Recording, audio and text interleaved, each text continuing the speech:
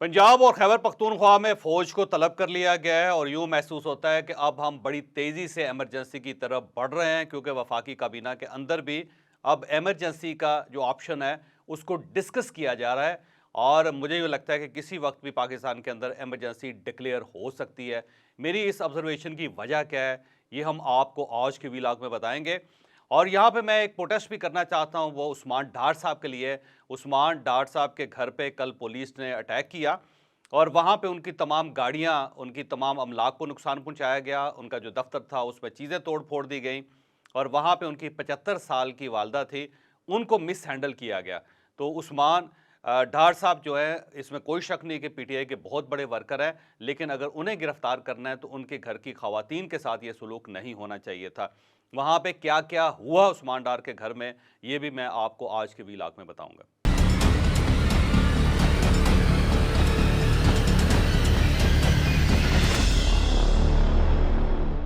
क्या पाकिस्तान इमरजेंसी की तरफ बढ़ रहा है, मैं डेफिनेटली आपको चंद लम्हों में बताऊंगा। लेकिन सबसे पहले उस्मान डार साहब के साथ मेरे इख्तलाफात हो सकते हैं, क्योंकि पीटीआई के लोग मुझे पसंद नहीं करते।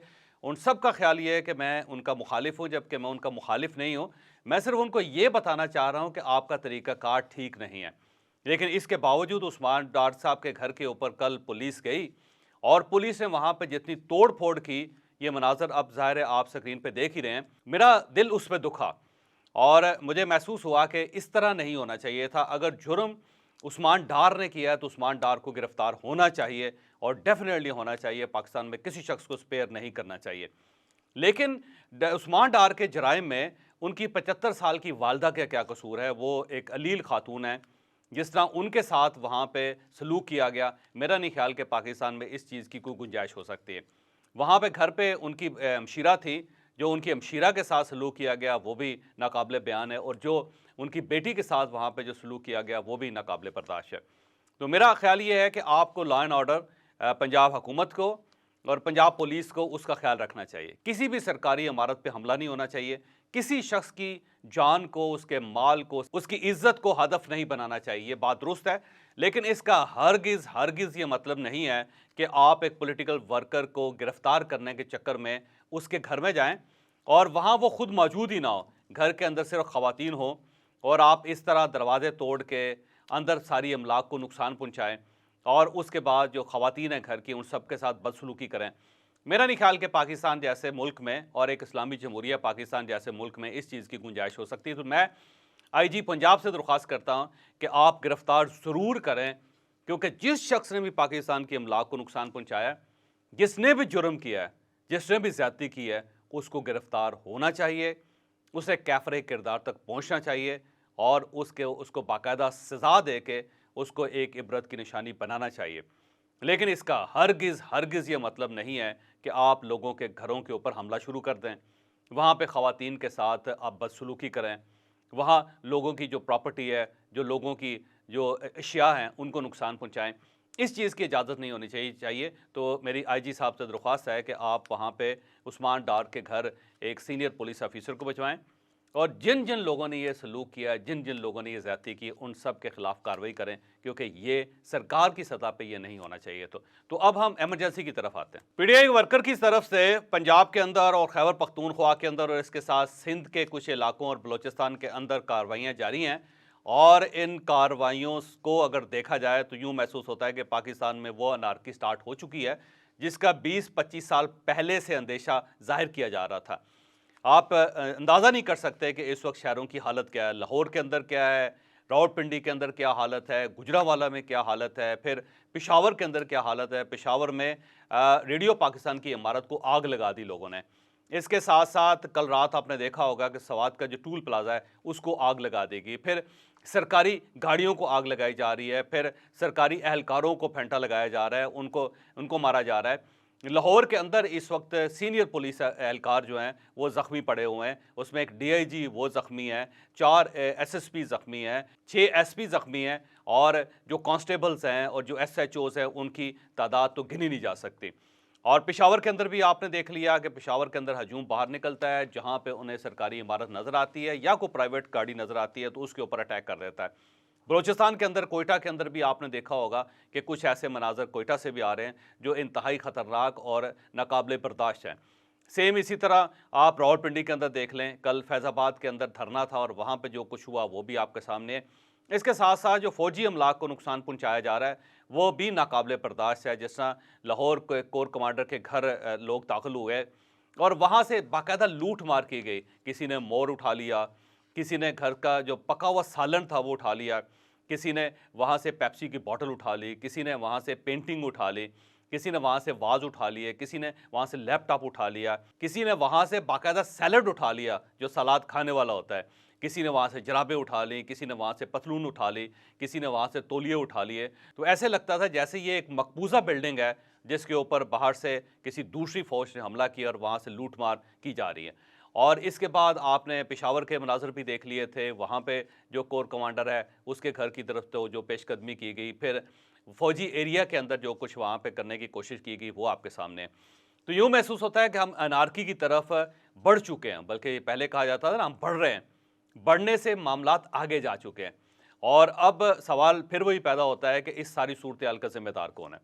मेरा ख्याल ये है कि इस सारी सूरत हाल का ज़िम्मेदार एक तो इमरान खान है और कोई शक नहीं इसमें, और फिर इनके साथ साथ वो तमाम लोग, वो तमाम एक्टर्स भी जो इमरान खान साहब को आर्टिफिशियली इस पूरे सिस्टम के अंदर लेकर आए थे। ये उनका प्रोजेक्ट था और जब ये प्रोजेक्ट बनाया गया था तो उस वक्त किसी ने ये सोचा भी नहीं था कि ये एक फॉल्टेड प्रोजेक्ट है जिसका जब फॉल बैक आएगा तो पूरी पाकिस्तान की कौम को इसका नतीजा भुगतना पड़ेगा। और आज कौम उसका नतीजा भुगत रही है। एक ये ज़हन में रखें कि हम 24 करोड़ बल्कि 24.5 करोड़ लोगों का मुल्क है जिसकी 60% आबादी बेरोज़गार है, जो कोई काम नहीं करते, और इसमें मैक्सिमम लोग नौजवान हैं।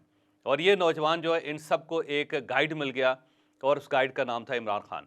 इमरान खान ने इन सबको इतना फीड किया कि अब ये समझते हैं कि अगर ये घरों से निकलेंगे, अब अगर ये चीज़ों पे अटैक करेंगे, अब अगर सरकारी इमलाक को आग लगाएंगे तो उसी से पाकिस्तान के अंदर इंकलाब आ सकता है, उसी से पाकिस्तान में लोगों को रोज़ी मिल सकती है, उसी से लोगों को रोटी मिल सकती है और उसी से रोज़गार मिल सकता है। जबकि ये इंतहा दर्जे की एक आमखाना सी बात है। पाकिस्तान के अंदर 15 दिन से ज़्यादा का पेट्रोल नहीं होता।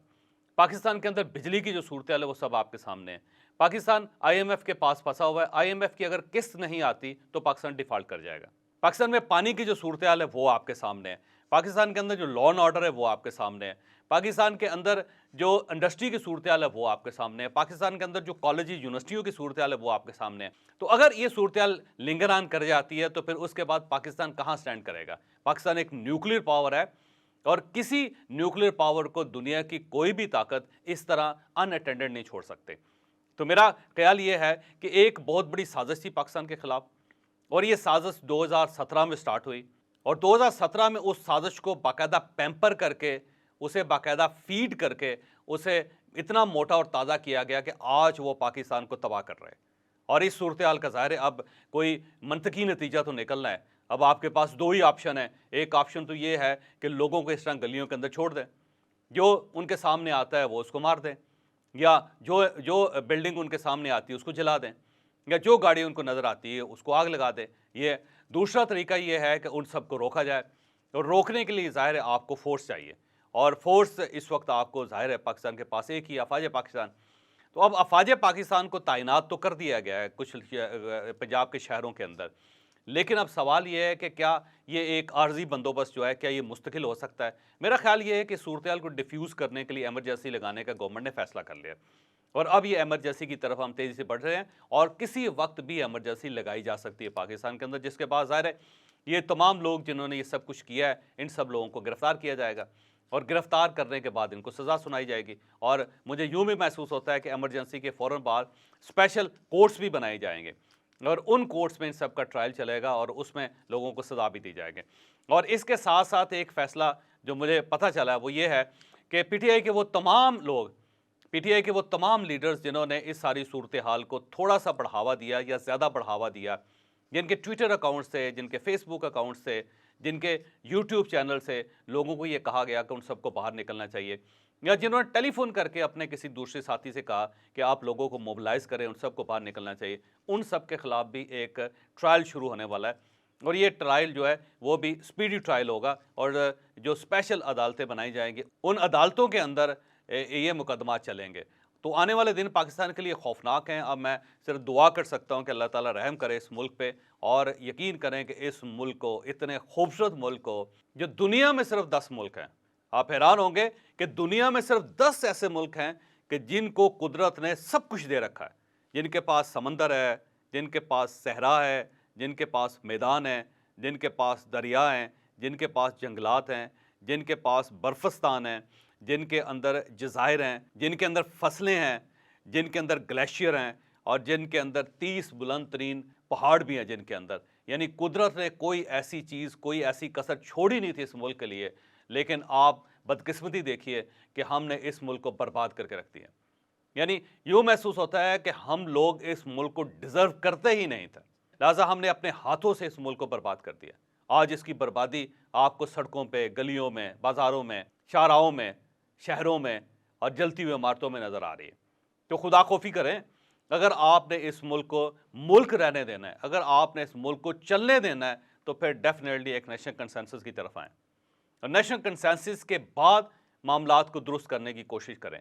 इस तरह अगर ये सूरत-ए-हाल चलती रही और इस सूरत-ए-हाल को इस तरह चलने देने की इजाज़त दी जाती रही, तो आप यकीन करें कि ये पाकिस्तान एक बहुत बड़ा डिज़ास्टर साबित होगा।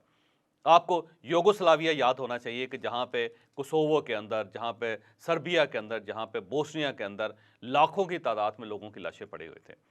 पाकिस्तान भी इसी तरह एक पोलराइज्ड कंट्री है। इसके अंदर बेशुमार ज़ुबानें हैं, इसके अंदर बेशुमार नस्लों के लोग रहते हैं, इसमें बेशुमार लोगों के नज़रियात एक दूसरे के साथ टकराते हैं। तो इस इतने टकराव के दौरान इस जैसा मुल्क जो है उसको कोई एक बाइंडिंग फोर्स होती है जो बचाती है, कोई एक सेंस होती है जो उसको बचाती है। तो आप अगर इस मुल्क को बचाना चाहते हैं, इस मुल्क को चलाना चाहते हैं, तो फिर एक नेशनल कंसेंसस की तरफ आएँ और अगर आप नेशनल कंसेंसस की तरफ नहीं आएंगे तो फिर ये सूरत-ए-हाल कंट्रोल नहीं हो सकेगी। लिहाज़ा इमरजेंसी की तरफ बढ़ रहा है मुल्क और अगर इमरजेंसी से काम ना चला तो मेरी गट फीलिंग है कि शायद इस मुल्क में मार्शल लॉ लग जाए।